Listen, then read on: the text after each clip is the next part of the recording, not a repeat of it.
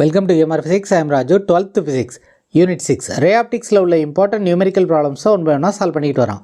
அந்த வரிசையில் இந்த வீடியோவில் book back numerical problem number 3 எப்படி சால்வ் பண்ணுறது அப்படின்னு இப்போ பார்க்கலாம். This is a given problem. இந்த ப்ராப்ளத்தில் என்ன கொடுத்துருக்காங்கன்னா, ஒரு ரைட் ஆங்கிள்டு ப்ரிசமில் ஒரு பீம் ஆஃப் லைட்டு இன்சிடென்ட் ஆகுது. இந்த லைட்டில் ரெட், க்ரீன், ப்ளூ இந்த 3 கலர்ஸும் இருக்குது. இந்த ப்ராப்ளத்துக்கு கீழே ஒரு ஃபிகர் கொடுத்துருக்காங்க. அந்த ஃபிகரில் ஆங்கிள் ஆஃப் இன்சிடென்ஸ் கொடுத்துருக்காங்க.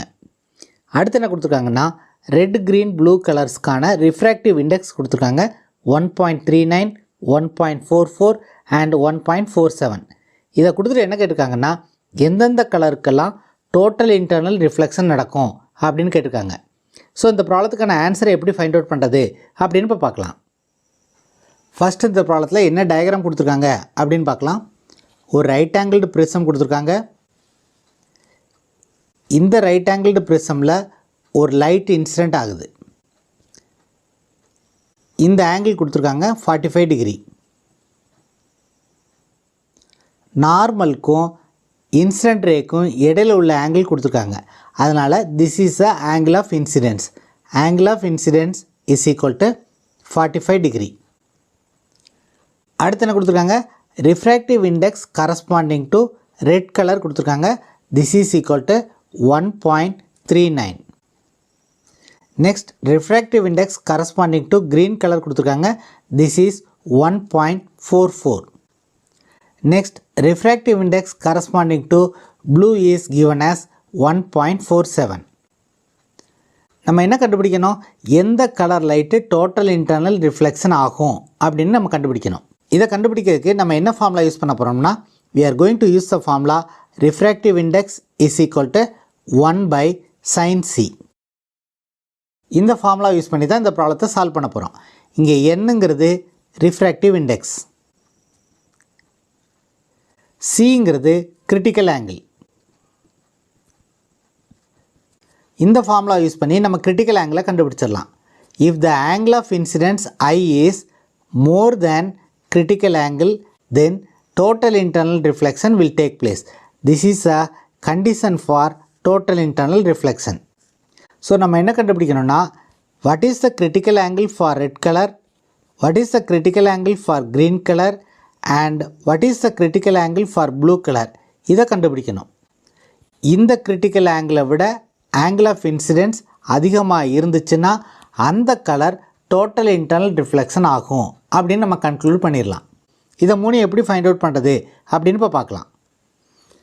ஸோ இந்த ஃபார்முலாவிலேருந்து sin c is equal to 1 by n அப்படின்னு எழுதலாம். c is equal to sin inverse of 1 by n. இந்த ஃபார்முலா தான் நமக்கு தேவையான ஃபார்முலா. அதாவது கிரிட்டிக்கல் ஆங்கிளை ஃபைண்ட் அவுட் பண்ணுறதுக்கு இந்த ஃபார்முலாவை நம்ம யூஸ் பண்ண போகிறோம். So critical angle for red color is equal to sin inverse 1 divided by refractive index corresponding to red color. So values substitute பண்ணோம்னா we will get sin inverse 1 divided by what is n suffix r 1.39.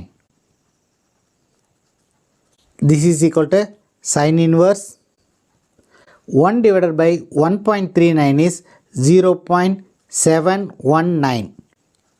இதுக்கு sin inverse எடுத்தோம்னா we will get this is equal to 45.9 degree அப்படின்னு வரும். இதுக்கு logarithmic table use பண்ணி நம்ம inverse sin எடுத்தோம்னா we will get 45.9 degree.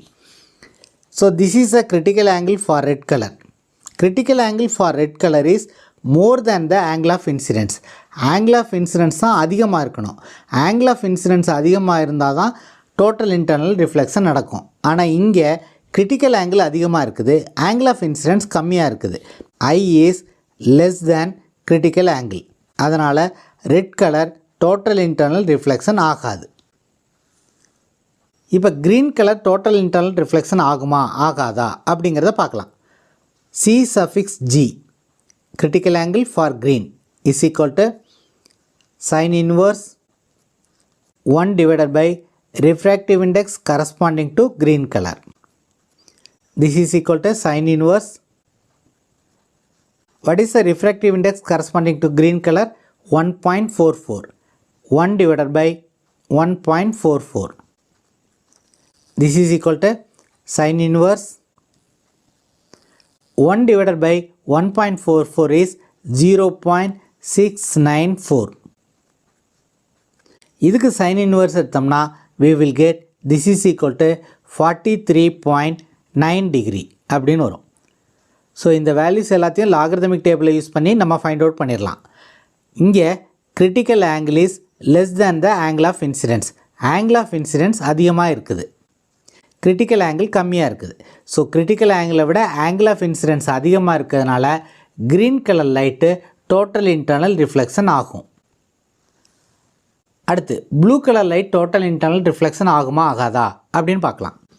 critical angle for blue color is sin inverse 1 divided by refractive index corresponding to blue color.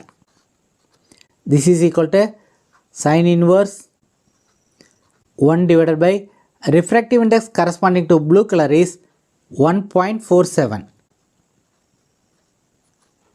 This is equal to sin inverse 1 divided by 1.47 is 0.68. 0.68 க்கு sin inverse எடுத்தோம்னா we will get 42.8 degree.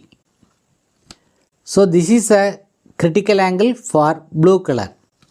இங்கே critical angle angle of incidence விட கம்மியாக இருக்குது, அல்லது angle of incidence is more than critical angle for blue color. இந்த ரெண்டு கேஸ்லேயும் angle of incidence critical angle விட அதிகமாக இருக்கிறதுனால இந்த ரெண்டு கலர்ஸும் total internal reflection ஆகும். Therefore the answer is green and blue will get total internal reflection. So this is the answer for the given problem. If you find this video is useful, please subscribe the channel, share it to your friends. If you have any doubts, comment below. அடுத்த வீடியோவில் next book back ப்ராப்ளத்தை எப்படி solve பண்ணுறது அப்படின்னு பார்க்கலாம். Thank you for watching this video.